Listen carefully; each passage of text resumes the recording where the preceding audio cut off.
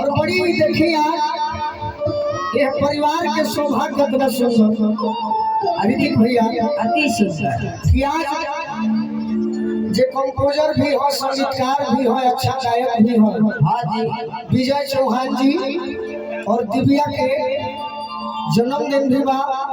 हमरा ओर से पहले शुभकामना बा। बाकी कोनो व्यवस्था भइल हो तो कहते सब है हम शुभकामना दे कि माई सरस्वती की कृपा बना रहो। अब भोजपुरी में अरुणा सब के नाम होते रहे, हमरो होते रहे। उड़ान मारे के कटवावा हो छोड़ हेलो हम जाना था नहीं ताल को पेट भरल नहीं थे पेट अधूरा बा। अरे तुम्हारे के प्यार में अरे मजा आवेला का करी जब बैठ के जाई जा साफ कुर्सी धले बा। एगो गाना के फरमाइश पर पूरा कर दी। ट्रेबल दो ना भैया में तनी सीट डाउन अरे तुम्हारे के प्यार में अरे मजा आवेला कतलहार में मजा आवेला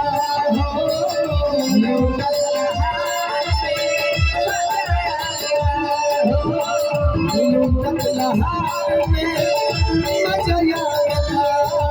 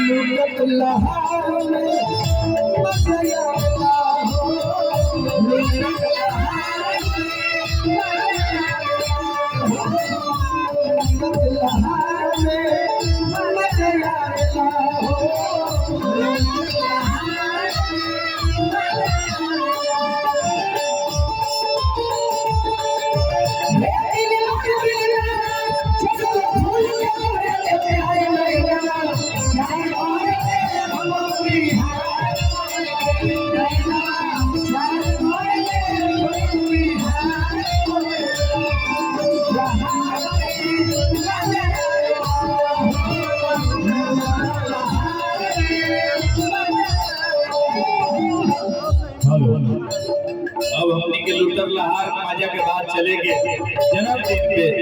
आज विजय चौहान भैया के जन्मदिन बा और आज के ये मंच के हीरोइन के रूप में आई रही उनकर भी जन्मदिन बा। पहले हैप्पी बर्थडे हमनी के पूरे ये मंडली की तरफ से जन्मदिन की ढेर सारा बधाई।